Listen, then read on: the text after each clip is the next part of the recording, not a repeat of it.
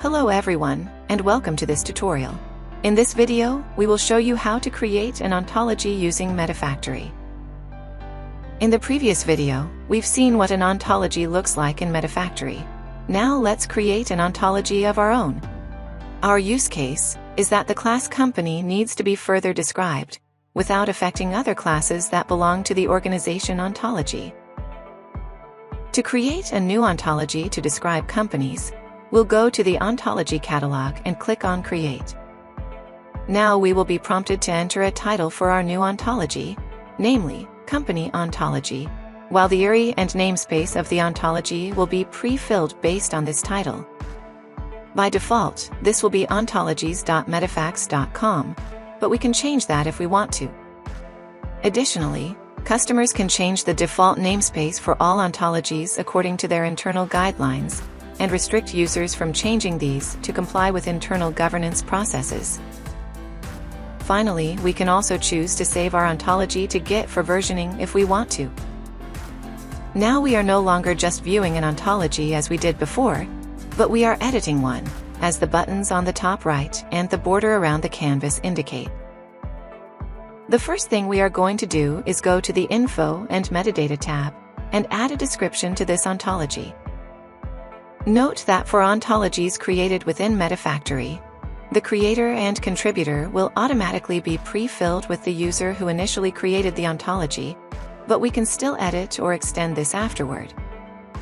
Additionally, every time a new user contributes to or modifies the ontology, they will also be automatically captured. The description for this ontology can be, "This ontology describes companies and the products it produces." Once we've taken care of the metadata, we are ready to start building our ontology. We'll first add the class we will be extending from the organization ontology. For this, we will need to import this ontology into the context of our newly created company ontology. Then, we can drop down from the left panel the imported classes needed for the company ontology. We will be extending the company class, so let's drag that class onto the canvas. If we now click on the company class, the panel on the right will display all properties and attributes that have been defined in the original ontology. If we wanted, we could add new attributes to these classes to match some specific domain needs, but we cannot modify any existing attributes or properties that are not defined in this ontology, as indicated by the lock icon. To support modularization, Metaphactory allows for modifying classes and attributes only from the context of the ontology in which they were created. When we click on a class, we'll see two arrows, one on the top and one on the bottom. The arrow on the top is to define a subclass relation, and the arrow on the bottom is to define any other type of relation. Let's now expand our model by adding a few more classes and relations that are relevant for extending our domain. So we'll continue by adding the classes Industry and Product. You can add multiple classes at once by clicking on the arrow beside Create Class button on the bottom left of the editor, and then click on Create Multiple Classes. Here each line will become a new class. Type in Industry and Product, and click on Create. Once we've created these classes, they will show up on the panel on the left.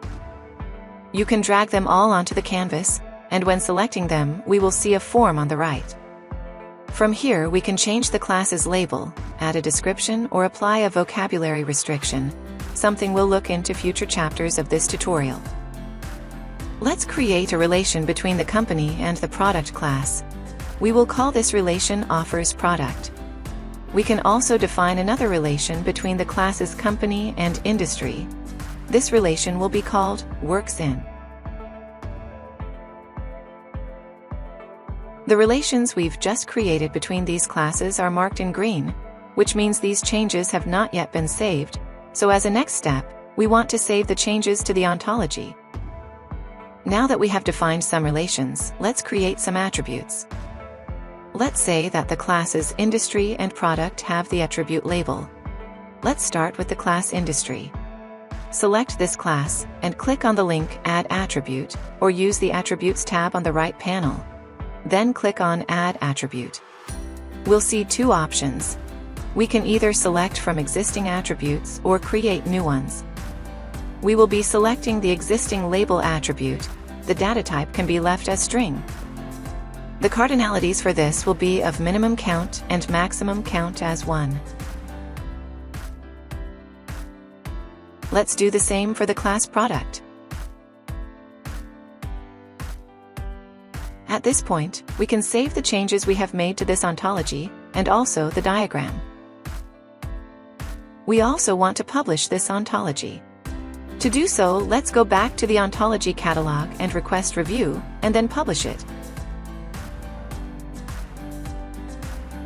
Note that policy reviews can be defined following internal guidelines, such as minimal number of approval, for example. But in this tutorial instance, we have not defined any policy review. And this concludes this video. Thank you for watching.